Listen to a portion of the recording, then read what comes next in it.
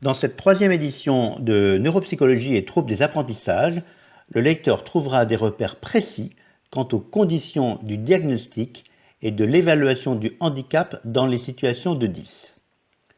Dans le premier chapitre, nous abordons bien sûr le DSM, qui fait référence aujourd'hui, mais aussi la dernière mouture des épreuves de Wechsler pour enfants et adolescents, le WISC 5. Le lecteur trouvera les clés pour comprendre les liens entre les symptômes scolaires et les troubles des fonctions cognitives qui les sous-tendent. Les 4 chapitres suivants abordent dans le détail ces grandes fonctions cognitives qui sous-tendent les apprentissages.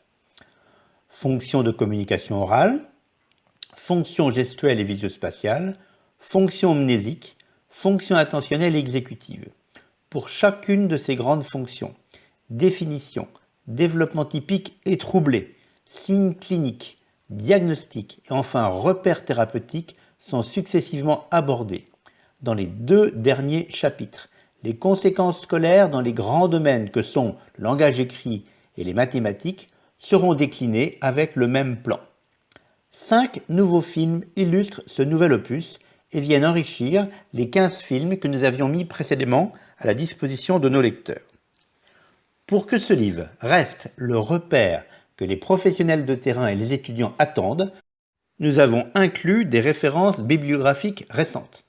Mais, pour coller à la réalité de terrain, il nous a semblé important de toujours relier diagnostic et situation de handicap et d'aborder les conséquences pratiques dans la vie quotidienne en termes d'indépendance et d'autonomie.